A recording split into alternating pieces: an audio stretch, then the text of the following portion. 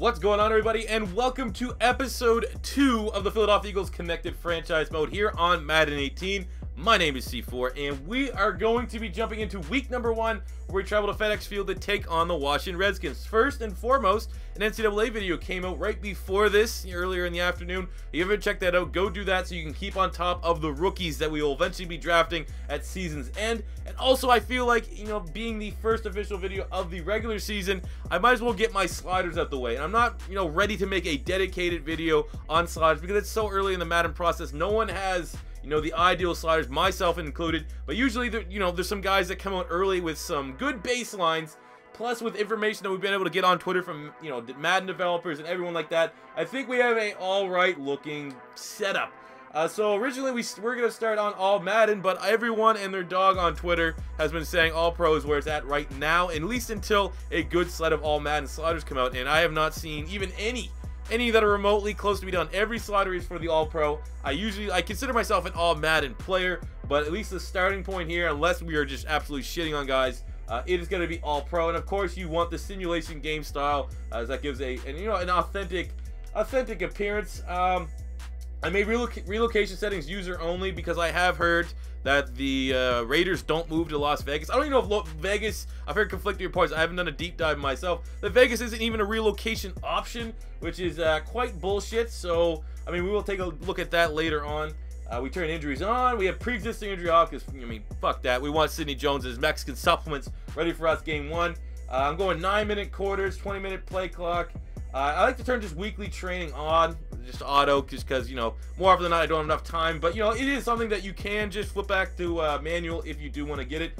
I like all these things here. I will say, if you want to be cheesy, make your scout college players automatic. I, obviously, love to scout the players and find gems. It's, a big part of Connected Franchise Mode. But I will say I have tested it when it's on auto, and basically you have every position in need. The AI is really smart. I'll just put it that way. The AI is smart for who you want to scout, and it's easy. Really makes it so it's not as tedious, but I mean, a lot of us do enjoy doing it. We have all that shit off. Oh yeah, and it is a cloud franchise. I am still a cloud franchise noob, but everything that has been on Twitter, everyone is saying use a cloud franchise. I'm still skeptical, but I'm going for it. My first year ever using the cloud franchise. Now, I don't want to go too in-depth for the XP and gameplay sliders. At least for XP, I'm just going to show it to you. You can pause it to try to match up with what I'm rolling with. But essentially, I'm starting with T-Dog. He's on Operation Sports. He has some of the best XP sliders every year, and these are the base starting points. Like I said, guys, just pause the video if you want to, if you're setting up your franchise mode and you want to get the same stuff. But I mean, this guy does top-notch work, and it's very, very reliable.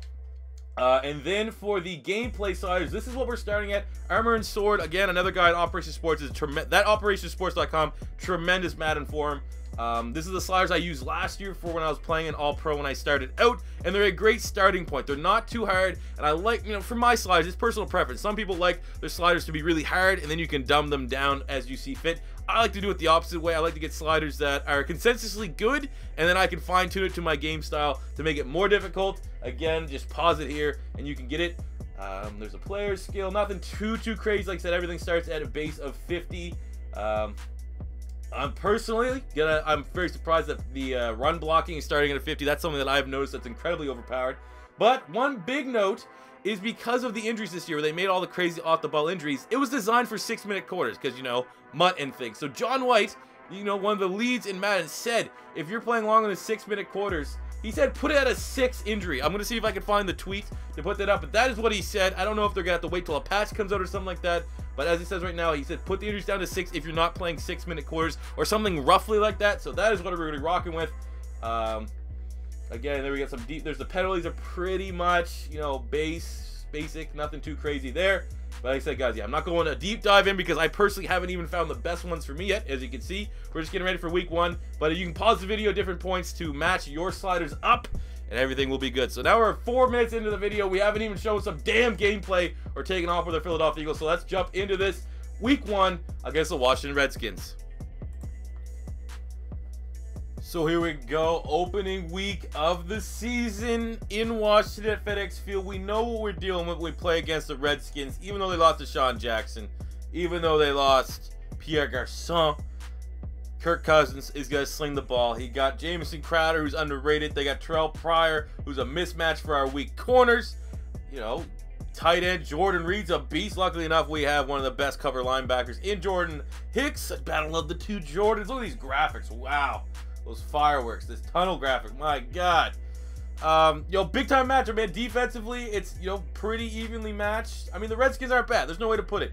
And we played the Redskins kind of in our little trial. And what we learned was that Fat Rob was a juking machine and their offensive line was legit as shit. We could get barely any penetration. So, I mean, that is where I think this game is going to be won and or lost for us looking at it as a Philadelphia Eagle fan. And I hope you guys watching are. We have to be able to beat the likes of Trent Williams, Brandon Schreff, Morgan Moses, and get after Kirk Cousins and stop the running back behind the line of scrimmage. Let's jump into it. Let's go. Opening week. Fucking run, man. Still not good. Run blocking, very overpowered through this. I mean, come on, man. You get one. Put it this way. They get one. This will be your one where you just absolutely destroy blitz. We'll see if this continues. Look at this shit, man.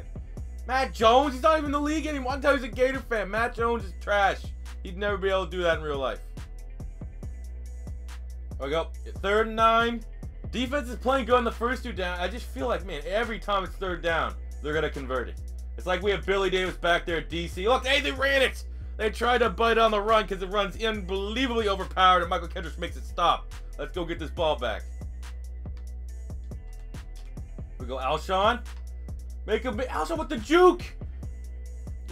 Maybe he is working with Aguilar. Gets the drops, gets a little bit of the boost and the jump and the juice in the cut.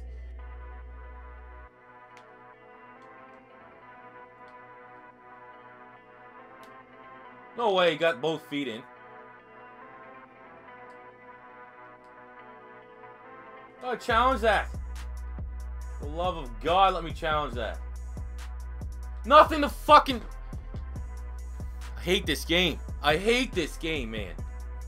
3rd and 13 on the 41. I don't know if this is field goal range or not. I mean, I want to get anything. I'm not even going to fucking force a throw if we don't have to. Boom! Torrey Smith beats his man on the head. Oh, that's Josh Norman, too. Let's go. Finally, something positive. We're getting less salty as the game goes on. Look at this. I didn't even know. I'm not going to lie. If I knew that was Josh Norman covering Torrey Smith, probably wouldn't have thrown that ball. Good place from Wentz. Not shook from that earlier interception, which I can now admit that I've calmed down. Was a little bit of an errant throw. 2nd and 2 on the 14. Looks like we got all backups in. Awesome. Great. Boom! Get the fuck out of here, man. No, Monte Nicholson does not jump that. Let's get it quick here. Let's see this. Underthrown? Don't think so. Good placement? Don't think so. I think it's one of those, he turns into a fucking Sean Taylor over here. Can we get a closer look? Oh, he makes the full dive extension. Okay. Gotta give credit where credit's due. That is a play that, an 88, high 80s, low 90s safety will make. You're definitely right. And low 90, that was like, Zach Ertz, we probably had a little bit better placement there. I absolutely agree with that. But, I mean, Monte Nicholson, for sure he's probably, what, high 80s, low 90s safety. I get that. He can jump around like that. A playmaking safety like that can definitely, 69. So he's just fucking us. Okay, that makes sense. Let's go, Torrey. Make a miss. Oh, shit. He almost busted that one. There we go. We're on the 2-yard line. Let's just see how we're going to mess this one up. Let's be very fearful of the second coming of Sean Taylor, Monte Nicholson, out of Parham Crows, Michigan State, I believe. So I'm not very happy with him for that. Let's go see if the C4 special still works. Blunt. Hey, there we go. Let's just not put it in Wentz's hands, who's had a horrific day. Now that I've been able to sit back on the Monte Nicholson bullshit. The first pick was a bad throw. That pick there, a 69 overall safety doesn't jump that. There's the justification. But there we go. Look, Garrett Blunt getting in with a big-time touchdown. Dylan Gordon, left tackle, now a fullback with the lead block. It's working out well. All right, here we go. 3rd and 12. Redskins are, I mean, like I said, I don't know what the win was, but they're probably in scoring position at least to put 3 on the board. But 3 is much better than 7. Let's go, Brandon Graham. Beats his man off the edge. And he gets the sack. Let's go. Finally getting some damn penetration back there. 4th and 19. Maybe a tough field goal there for Dustin Hopkins. We will see. Let's see what happens. What are they doing here? What do we got? What are they working with? That's like a 40. I don't know how to do the math. 52, 49, something like that. We'll take a guess. Sure. You shook, bro. You ain't making this. Oh, that looks... Oh, I didn't make it. What a clown. What a jabroni. But, you know, you still have to get yourself out of those habits in Madden 18, trying to go through those, you know, your go-to plays, your money plays. So here we go. We got nothing. We're going to take on with Wentz. And he scrambles it untouched for the touchdown. Everyone forgets this. I don't know if there's racial bias or not, but Wentz is one hell of a mobile quarterback. And just like that, didn't see anything. Maybe a tight end was open, but he takes it himself for the touchdown. Let's go. That's a 14-7 lead in the fourth. FedEx Field. They're shook here at FedEx Field. Oh, what a fucking hit. Just like that. You can't have Fletcher Cox come free like that, baby, Kirk. Kirk Cousins only has 43 passing yards on the day. We just got the big-ass goddamn Xbox gamer scored. I don't know what the hell that is. Look at this shit. Blow it up in the middle. Fat Rob misses a chip block. Kirk Cousins gets rocked. Julie sheds a tear in the stands. And FedEx Field is looking just in crumbles like a goddamn busted up FedEx delivery to your door that's soaking wet in the rain. Oh, let's go. LeGarrette Blount. When he does a little hobble, as Wentz pulls one back, has 2 interceptions in the day. The stat line, the final box score is going to look slightly improved with the 1 touchdown to 2 picks. As of yet, we may not be over, but that is a 2-touchdown cushion right now on the Redskins. Half the fourth quarter to go. This might have been the dagger that we needed. LeGarrette Blount, touchdown. Turn 12. Let's go. Let's bring that heat. Oh, my God. Oh, it's the interception, Malcolm Jenkins. This is exactly what we needed. I can't pat myself on the back too much. That was the computer. Calling my favorite play from last year. Still working. Still working. That's it, man. That's the dagger. Julius shed 2 more tears as people are starting to question Kirk and Julie's relationship. Hashtag Redskin memes. Terrible throw. Booth review? What do you mean booth review? That's what I thought. Upheld. Oh, let's go. Look at Wentz. Says winded Carson Wentz. Let's see if we get the stiff arm. Okay, we don't want our quarterback taking hits. Look at that. 63 yards rushing for Carson Wentz. The white Mike Vick. I've called him the white Mike Vick back in Madden 17. Look at that. I will say, being non-biased, taking ourselves out of the world here, QB running seems fairly overpowered this year. All right, we're on the 5. We might as well stay right here. We're on the 5. Let's get another TD for the 2-minute warning. And just, I mean, it's a divisional rivalry. Running up the score does not exist when you're playing the Redskins, Giants, or Cowboys. That's a bad throw. LeGarrette Blount still makes the contested catch for his 2nd receiving touchdown of the game. For something that's been, you know, kind of held over his head for quite some time, that he could not be a receiving back. Deuce Staley has been working the jugs machine with LeGarrette Blount all season long for his 2nd receiving touchdown of the game, throwing it between, you know, wasn't Zach Brown one of the leading tacklers last year? Don't know what he was in coverage though, because that was pretty bad.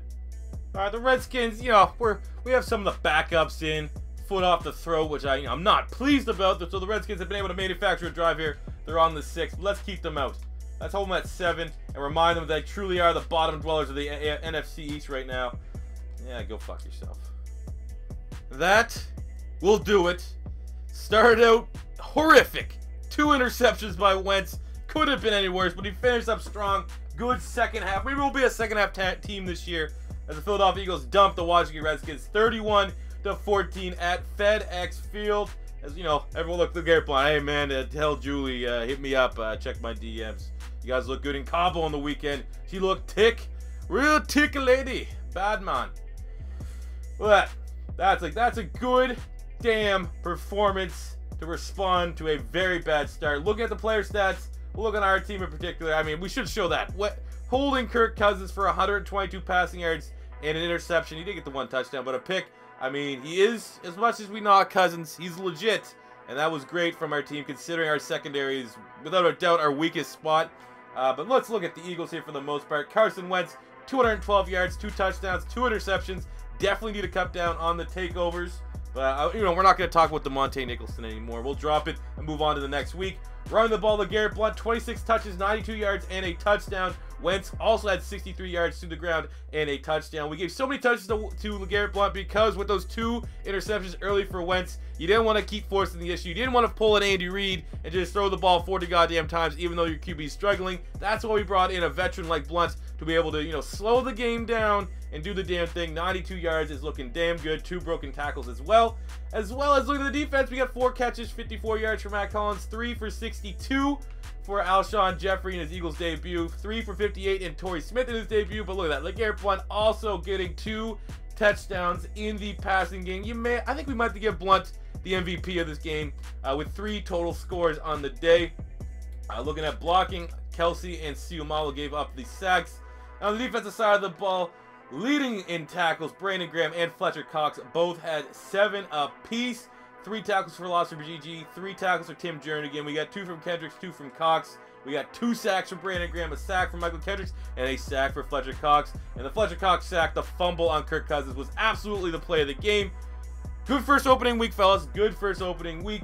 What we're going to do is a little bit different. We're going to, after we get out of this, we're going to look at the rest of the week 1 matchups. We're not going to go, you know, too in depth by looking at the box scores and stuff like that unless it's really warranted. But we're going to see if there's any surprising results around the league, and then we'll wrap up here in episode number 2.